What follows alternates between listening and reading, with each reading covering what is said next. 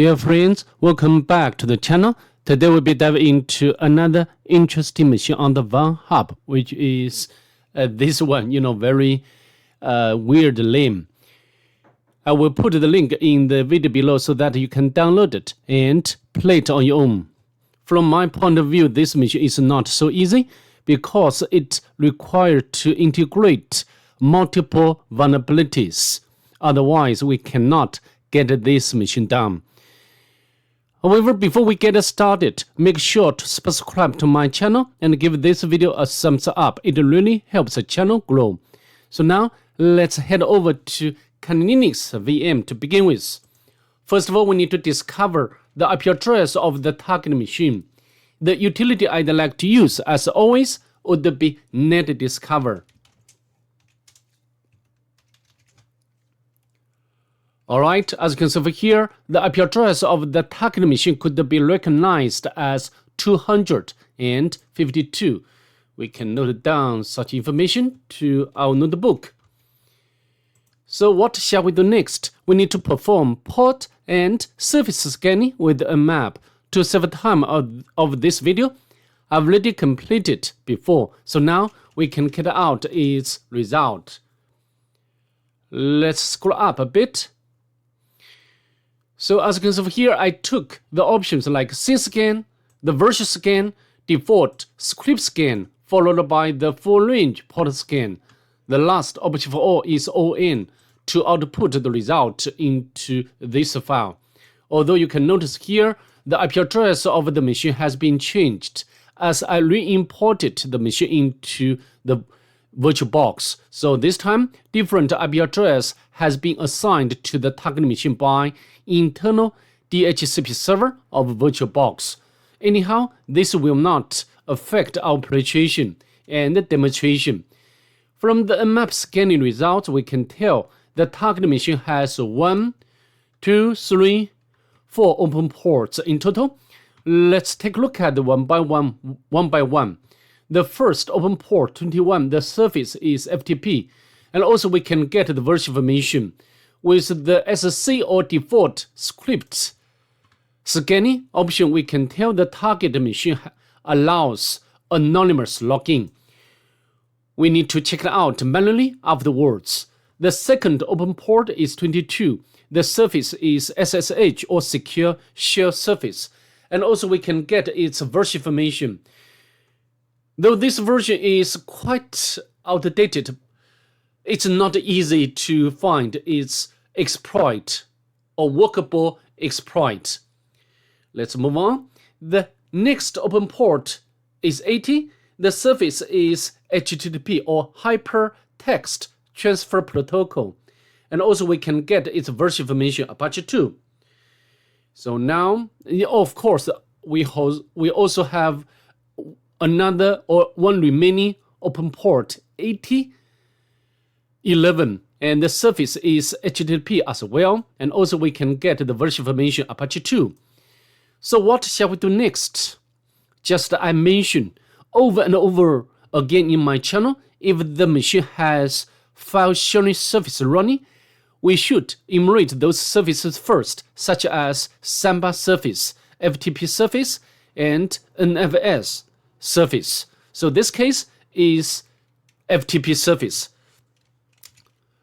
We can connect to the target machine with the client 2 FTP and IP address,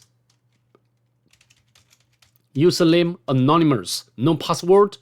We are in, so now we can list out directory, content, nothing at all. And also we can check to see whether we have permission to navigate across different locations, like a home, like OPT. We can't. And also we can check to see whether we have permission to upload the file. To do that, we can create test file, and we can use the put command. Here, put, and the test. We get the permission error, so now we can exit from FTP session. Next, we can check to see whether this version is vulnerable or not. Search sprite and vsftpd, and the version, no results. So I think we have already done emulation with FTP surface. Nothing very exciting. We have already got. It doesn't matter. So now it's time to emulate the web application which are running on 2 ports. Okay, so now let's, oh sorry, I need to close up existing tabs and we can access the targeted machine with a fresh browser. Okay, 252. Oh, sorry. Before we go ahead, I'd like to make notes about open port and the service. The port 21 FTP and SSH. Oh, sorry, port 22 SSH and port 80 HTTP. Port 80 11 HTTP as well. So now we can access the first web application with browser about experience. They are not actual hyperlinks, just some kinds of anchors, right? Some information about this guy, about Frank. So name, nothing here. And also we can check to see whether we can find something sensitive from its source code. Nothing here. Let me bring back terminal window. Use command to access robots file. Robots. Nothing here. Okay, no problem. Next we can launch Nikto to perform automatic emulation. I always use Nikto. Oh, sorry. Press enter. I always use Nikto as the first to conduct automatic emulation because it can give us rich information about the web application from various aspects, such as version information or the exploit if the application or software is vulnerable, and also some common files and directories, so CSS, EMG. Usually, such directories do not contain anything useful. And next, I'd like to check to see whether we can get something useful from readme markdown file, for example, like a version information. So we got it back. But although we get a lot of information, but all of them are about static pages. For example, like a template bootstrap. So nothing very important here. Next, let me launch GoBuster to perform directory emulation. We can press enter. We find the development directory. Maybe we can note down this directory. Development. And we can access this directory with browser development. However, we are required to supply username and password. We can try to use admin as username and admin as password. Sign in. Not working.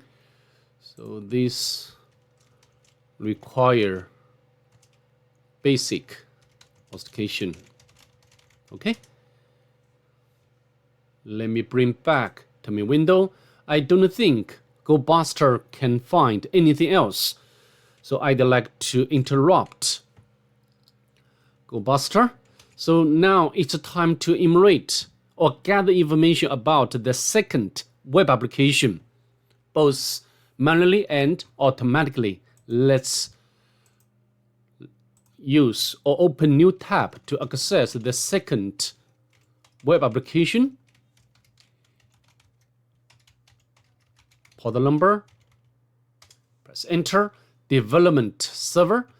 Usually if the server is under the progress of development, usually we can get something, some UU or vulnerable function or some sensitive information. We can check its source code, so nothing here. Next, we can access its robots file, not found. Similarly, we can launch Nikto to perform automatic emulation.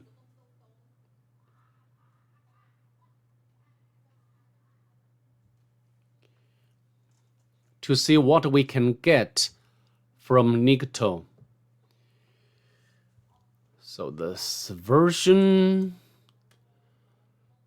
nothing at all in terms of valuable or vulnerability or some misconfiguration. So next, I'm going to launch GoBuster to perform directory emulation. Use W option to specify the word list. In most cases, this word list can work very well. Directory, extension option, press enter to see what we can get. API, we found API. Maybe also we can make some notes. API.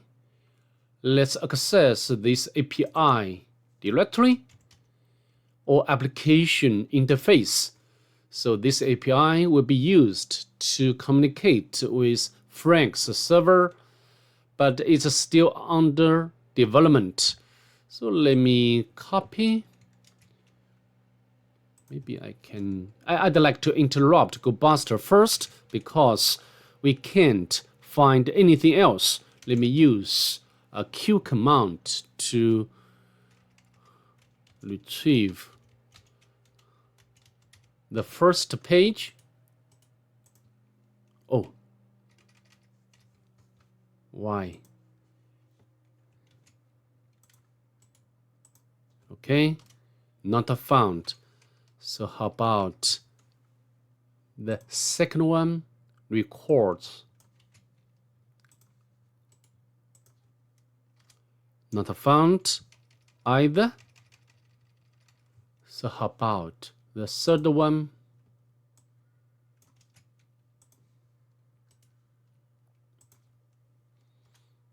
This time we've got something different. So I think we can copy this address, which should be valuable for us. Okay. So now we can check to see whether the last API exists or not. Paste in here, not found as well. So I think we can turn our focus on this discovered API or entry point, right? We can press enter. So no parameter court file passed to me. This API don't use JSON, so send the file name in raw format. So this message is clearly telling us we should pass parameter, and the parameter name is the file. Okay, so let me use the Q command to access. Oh, of course, I think we can use, maybe we can copy.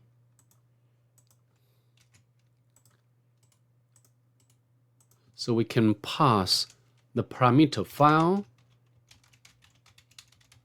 Okay. Hacked detect. Your IP is this one, wrong input. So this means possibly we used wrong method. Just now we use HTTP GET method to to submit our request to the application. So next I'm going to use POST method instead, Q, and we can use the D option to specify the payload file, for example, password, and we can copy this URL, press enter. Fantastic. We successfully retrieved the content of the password file, and we find this normal user Frank. So this means AFI or local file inclusion vulnerability exists on the target machine. And also we find the username. Okay. So what are we going to do next? We need to exploit this vulnerability for our purpose. For example, we can check to see whether we can access its private key. Home Frank SSH private key, but nothing returned. So next we can check to see whether we can access authentication log file. Nothing different comes back from the target machine. And also we know the surface of web application is Apache 2 access log. So how to do next? Although we have already identified file inclusion vulnerability, but we cannot exploit this vulnerability for our purpose. If you want, you also can set up a web server locally on Kernel Linux to check to see whether the target machine is vulnerable to remote file inclusion vulnerability. But to save time, I'd like to skip this step because it doesn't exist. So how to do next? Just now we found this development directory, and this directory requires a basic authentication. And to get the username and password information, we sometimes we can check to see whether we can access the htaccess file. And usually, this file should be living in the root directory of the site, of the website. Okay, so now let's check. So how to do? We can check to see var www, and this should be not HTML because application is living in this directory. So now we can use this directory name and htaccess. We successfully retrieved the content of this file, and from this file we can get the actual position or location of the password file. So then I think next it will be very natural. We have to retrieve this file. Okay.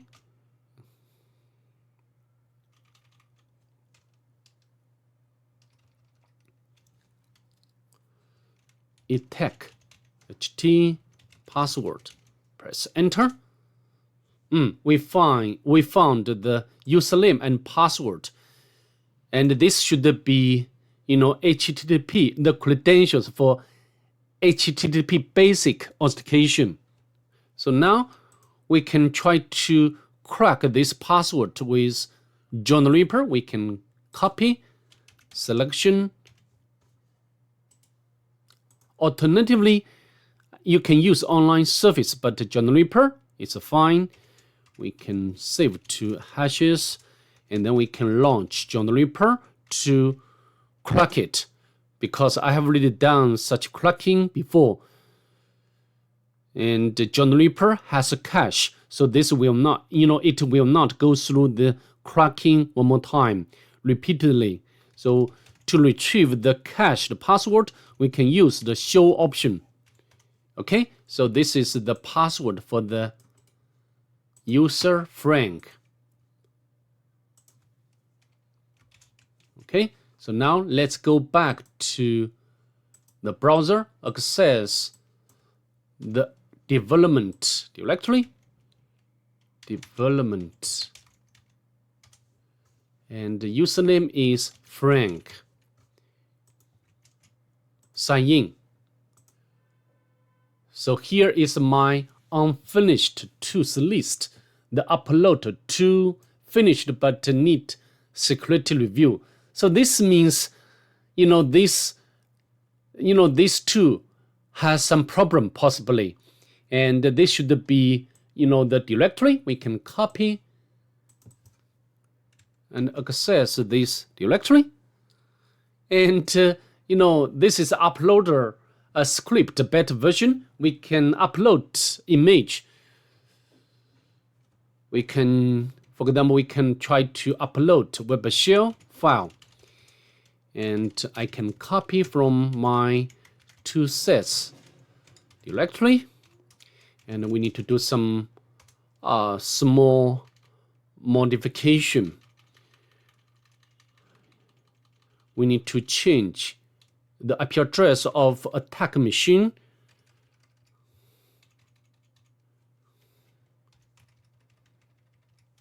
Okay.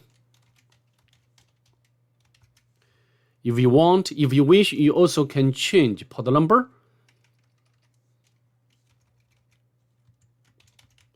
Okay, so now let's try to, if there isn't any filter in place on the target machine, and then we can easily upload our web shell to the target machine. Okay, so now we can upload image. However, we got the error and image. So this means the machine or the target machine has some kinds of filter in place. So in order to bypass such filters, usually we can take the following way, change extension. Okay, and this is the first way.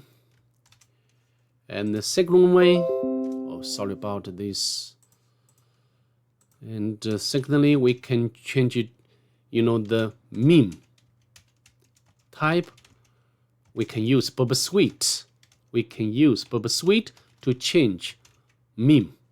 And also, we can try to manipulate header. Okay, for example, we can cheat the application,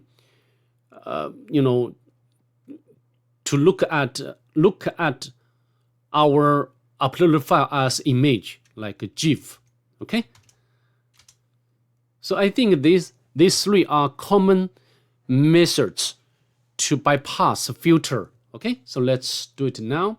For example, we can copy the shell to html, and now we can upload, but we still get the same error.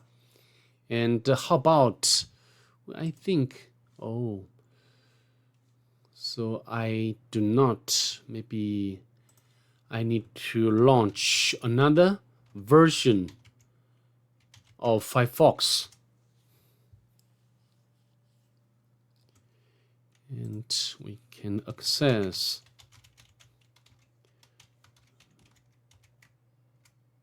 development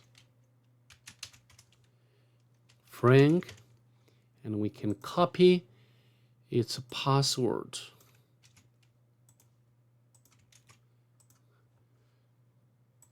And uploader. and we can turn, we need to set the proxies. We can remove this one and add the burp suite host name and this one. We can save.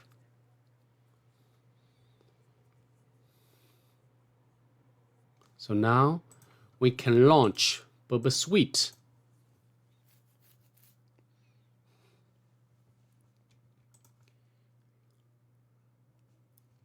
Next, start burp suite.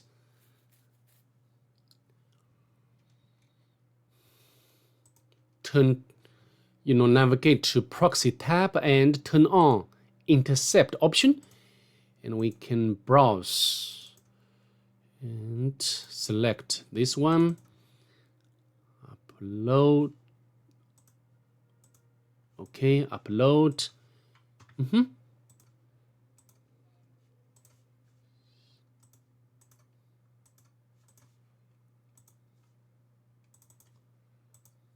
Okay, so burp suite has intercepted this request, and we can try to change the meme. So here, image, PNG, whatever, and forward, but we'll still get the same error. So next, I think we can upload and send to repeater module, and I'm going to put this header or magic header to cheat the web application. Okay, send, but we still get the same error. So how about we change the, change the extension, copy shell PHP. So now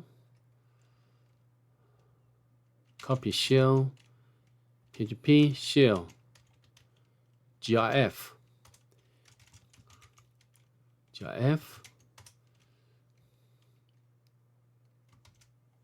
So now we can copy this magic header to identify itself as image. Okay.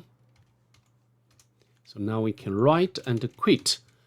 So now maybe I can close up the burp suite.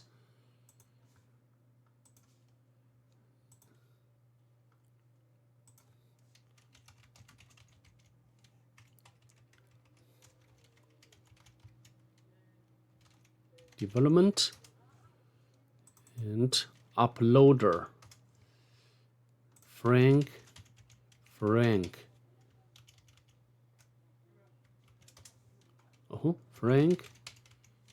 We can copy its password from notebook. So this way we will not make a mistake. Sign in. So now we can try to upload this version, upload image. So this time we can successfully upload our web shell. However, because we have already changed its extension from PHP to GIF, usually such a file cannot be interpreted as PHP file. For example, if you try to set up the listener on the Kernel, and so of course, even right now we didn't find our uploaded file. Even we can usually when we access the GIF file, and this file cannot give us the web shell as we expected.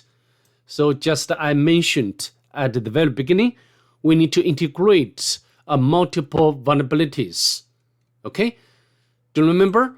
Earlier this file, this page exists file inclusion vulnerability.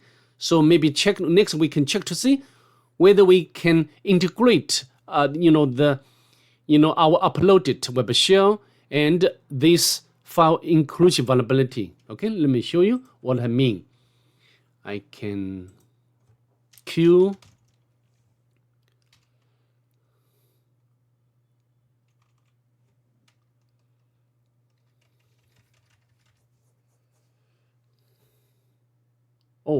just now we can't do, we can't utilize the file inclusion vulnerability.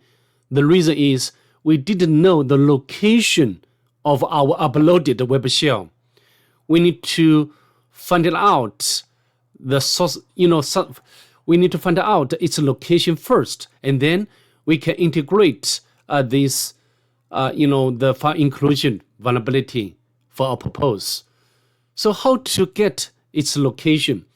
We need to get the, usually, this file contains the target or the location of our uploaded file. And to that, we need to get its source code.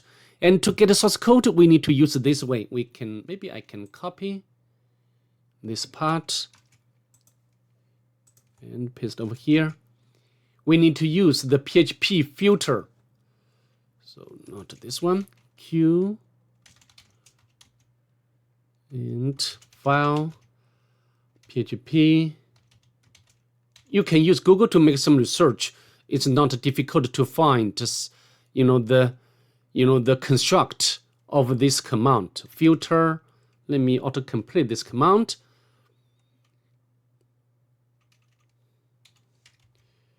Okay. So not this one.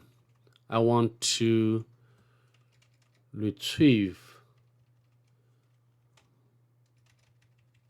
the upload PHP. Right? Upload PHP. Press enter. Indeed, we successfully retrieve source code of this upload PHP. We can copy and use command line to decode it. Okay, and if you check this source code, we can get to know the target directory is this one. We can copy and paste over here. And if you want to check, here you can find this function, move uploaded file, move the source to the destination. Okay, so how to do? We can launch the Q command again. And I want to, so the uploader Frank.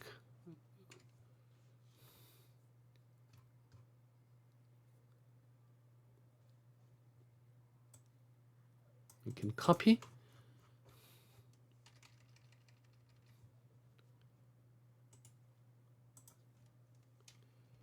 And shell div. I have already set up the listener.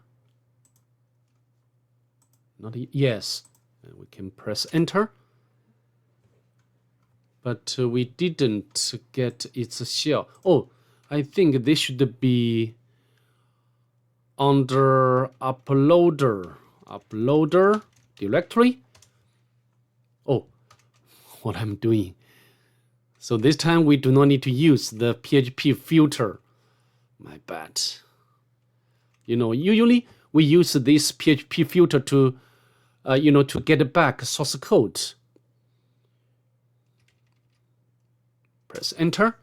I think it's working. Fantastic. So now we can spawn an interactive shell by Python.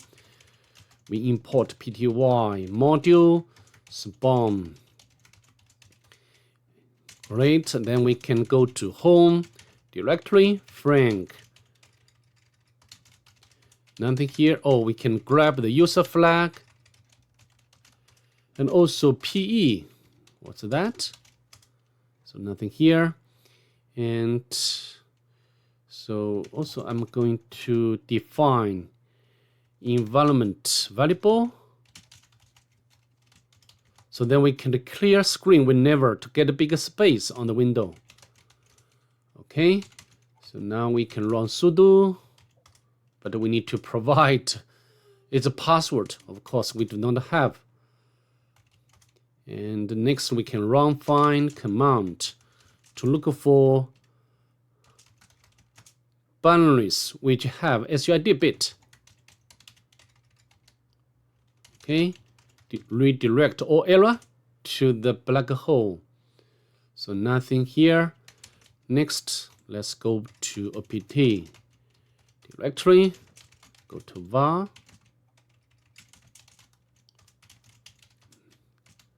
Another www.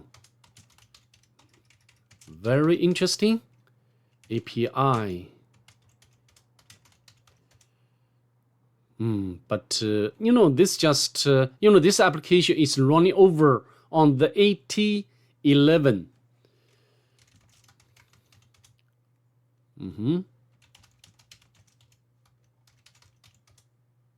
Yes, this port number. Let's go back. Go to www directory. Development. Upload. So nothing here. Next, I'm going to upload Nimpiers shell script to perform automatic immersion. And to upload, we can set up with a server on the Kernel Linux and use wget to upload Nimpiers.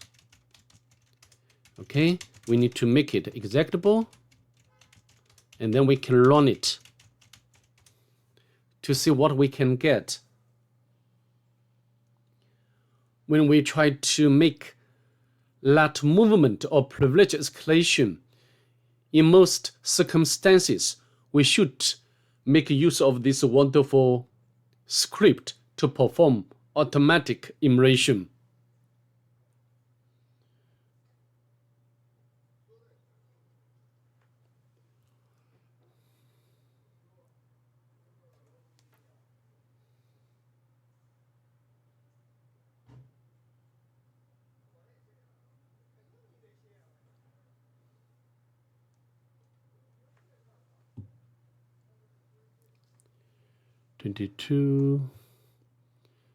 So binaries, it's down. Let's scroll up.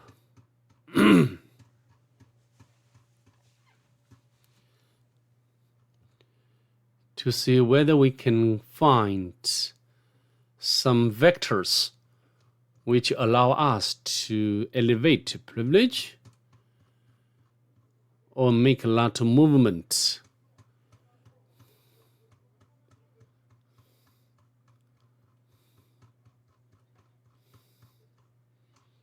Active ports, cron job, processes, local exploits. So I think we have to take local exploits to elevate privilege. Based on my practice, of course, this script has already returned some local exploits with corresponding possibility, like less probable, probable, and also probable. And this one, the first one, is highly probable. However, based on my practice, this exploit doesn't work for us. We need to find something else. For example, we can get its kernel, and we can use the search sprite kernel And then we can get the whole list of possible exploits, different version. If you have time, you can try one by one, but this one can work for us, I think. Which one?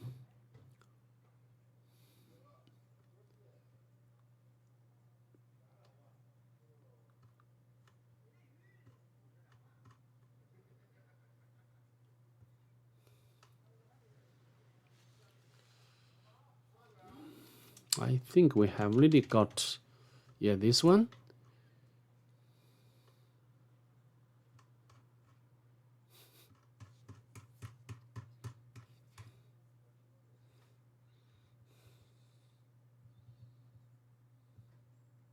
Yes, this one. I've already copied from its source to the current directory. So next, we need to upload this C code.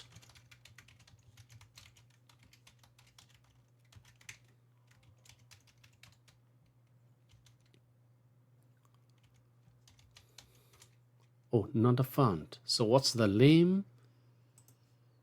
The name. Oh, is this one? We can copy.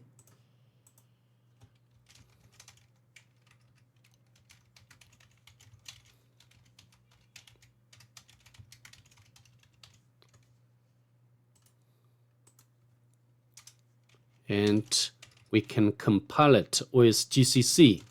Exploit. It's done. And then we can make it executable, exploit, and then we can run it. It does work. We have already become root user. Then we can navigate to root directory to grab the final flag. So I think that's pretty much it. I'd like to see you next. Bye. Have a nice day, please.